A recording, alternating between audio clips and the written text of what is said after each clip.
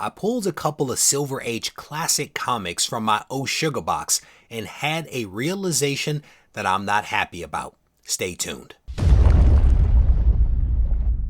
Reggie here, and I want to welcome you to another one of my videos. As you heard in that brief intro, I pulled some books out of the Oh Sugar box, and I made the monumental mistake of looking the values of those comics up. This is not something that I do as a collector. Primarily, I don't routinely track the values of my comics. I just do not do it. And now I know why, because the results were not favorable. And in this video, we're actually going to look at it. We're going to look at how these comics have performed. Moreover, we're going to look at how much money I've potentially lost on these comics since I actually purchased them. And I can tell you there are a couple that I have taken losses on. But as a collector, am I concerned about that? Yes and no. I still own these books. I still believe in these books long term. And I hope that these books will rebound.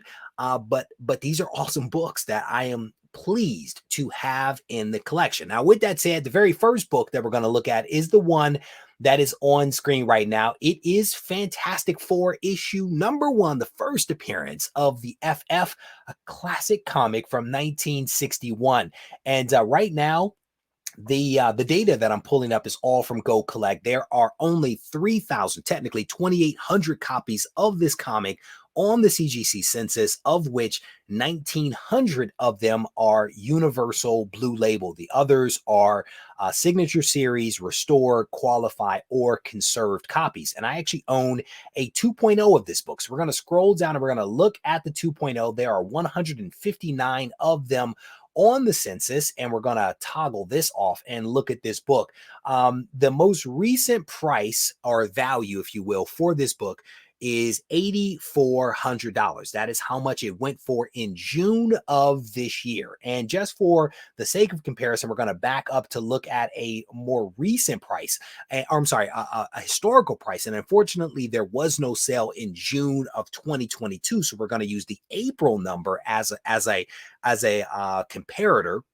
And you can see what the number is. The number is $19,125. That is what FF1 2.0 was going for in April of 2022. And thankfully, I did not buy it that high, but you'll hear what I paid for it in just a minute. But the difference between where it was in April of 2022 versus where it is now in June of 2023 is $10,725. That is the net difference, or a 56% decline. 56% decline is what this book is done. I purchased the book for $12,000. I purchased it for $12,000. And so my net loss on this book is $3,600. Now, had I sold this book in April of 2022, I could have made $7,100 instead of losing $3,600. But again, it's an awesome book. I'm pleased to have the book in the collection. There is no doubt about that. But if I had that money back now and could buy FF for that price, oh my goodness, for the $8,400, sign me up for that magic. So again, a great book, but thankfully I didn't buy it at its peak. Thankfully, that's the one takeaway that I have from this, is that I could have done worse. It could have been worse. All right. So the next book that we're going to look at is another book that has seen a pretty hefty decrease as well. And it is a classic comic that I think a lot of people would love to have in their collection. And again, I'm pleased that I have it at all. Amazing Fantasy 15, the first appearance of Peter Parker, Spider-Man, and an accoutrement, if you will, of other characters that came along with Peter Parker. But let's look at how this book is performed. And we are specifically, well, before I get to that, 3,700 total copies on the census. of which 2,400 are blue label. And again, it's a mixture of signature series, restored, qualified, and conserved all the way across the board in terms of those other labels. But I own a 1.0. So we're going to look at the 1.0, and the most recent price for the 1.0 in June of 23. Thankfully, we have a recent sale. That price was $12,700. $12,700 is what it sold for, again, according to the data that is contained in Go Collect.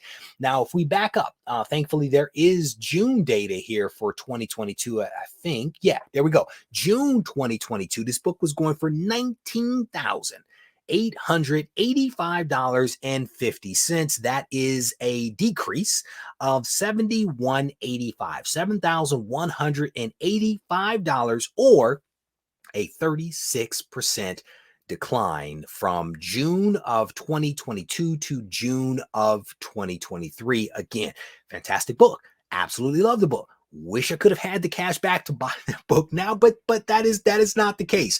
Thankfully I didn't pay the peak for the book. Thankfully, I paid $10,525 for the book. So if you subtract that from what the most recent price is, there is a net there, net positive of $21.75. So this is a positive book. But had I sold it back in June of 2022, I could have made $9,300. But I can tell you, I had no intention of selling this book. I may upgrade at some point. Unfortunately, I'm not in a position to do it now, but this would be a great book at a 1.0 to eventually upgrade. We'll have to see whether that is in the cards for me with Amazing Fantasy 15. So again, 2 books so far, 1 negative, 1 positive, which puts me essentially at a negative if you just look at those 2 books alone. So let's go ahead and look at another, because we had a total of 4 of these up. So let's go ahead and look at another book. And the next one is, again, another classic comic that you guys saw at the top of this thing. It is X-Men 1.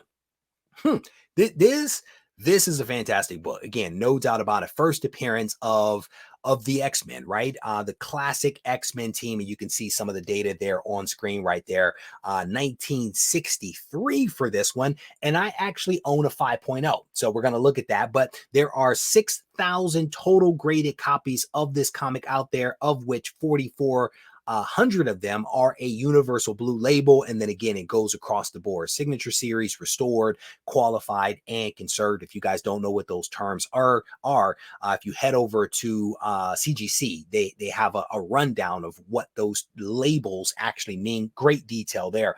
There are 274 5.0s out there, and we're going to blow this up a little bit so you guys can see the data, hopefully a little bit better. Unfortunately, with that few number of copies, again 274, and people holding those copies, there is not a whole lot of sales data out there. The last sale that Go Collect has in the system was January of 23, and at that time the book was selling for $16,800. That is what it was going for. And if we back up for the sake of comparison, we're going to look at January of 2022. One year difference between the last sale and just going back in time. Thankfully, there was a sale. That is a decline. That is a decline. You guys saw that very easily, of $8,400. $8,400 difference between January 23 and 22, or a 33% decrease in the value. Now, I was able to buy this book, thankfully, a while ago. I was able to buy it a while ago, so long ago that my records aren't the best, but I think I paid $5,000 for this book. I think that's what I paid for back in 18. I want to say this is one of the first big keys that I managed to pick up when I came back into comics. And I'll be honest, I'm thankful that I was able to do it at the time. I felt like it was a lot of money, and it was. But the book has gone up. You just heard the numbers a second ago. Purchased it for $5,000. If we do the quick math on that, I basically made almost $12,000. Almost $12,000 on this purchase of X-Men 1. But had I sold Had I sold, I would have made 20. So what do you do? What do you do in that situation? Again, I have no intention of selling this book. It is a great book. I love the X-Men. I'm pleased to have it in the collection. I'm very thankful for the book, to be honest with you. I'm very thankful for every one of these books. But again, I think again, I had a couple of epiphanies as I was going through the analysis for this, and maybe you too are having a couple of epiphanies as well. And if you are, leave those thoughts down in the comment section. I think folks are going to take away a lot of different things from this video with everything that is being shared. All right. So one last book that we are going to look at. This book thankfully had the smallest decrease, but it's also the one that I lost, I think, the most money on. So take it with a grain of salt. All right, so this one is X-Men, I'm sorry, Incredible Hulk 1. This is the first appearance of Bruce Banner, aka the Incredible Hulk. I had a new appreciation for this character when I bought this book and actually read the book. When I bought it and read it, I had a new appreciation for how awesome the Hulk character is. My understanding of Hulk was more from the 90s when I was originally in comics, but when I read this, I had a better appreciation for the origins of this character. And the Immortal Hulk, if you guys have not read the Immortal Hulk, I encourage you to check it out, because that is a good run on Hulk, and I feel like it ties into the original source material for the character. But anyway, I went down a path there. There are just 2,000 total copies of this book out there, of which 1,400 of them are a Universal Blue Label. Not a whole lot of copies, not a whole lot of copies at all. And that's part of the reason why I pulled the trigger on this book when I did. And I was thankful to get a 2.0 of this comic. Not a whole lot of data, because there's only 97 copies of the 2.0. So not a lot of copies, not a lot of sales, thus not a lot of data. So the last sale that we had for this book was in May of 23, and the book sold for $12,600. And so I want to back up and look back into time, and I think I pulled the November data. Yeah, November 21, because I think that was the most recent sale for this book after the one in May. And that book went at the time in November of 21 for $13,124. That is a small decrease of just $524. Not a whole lot of a decrease. That's about 4% if you guys are doing the math. So thankful that the book hasn't declined more than that. But I bought this book at a premium. I bought this book at a premium, but I did it knowing that I was doing it at a premium. I knew that I was paying more for this book.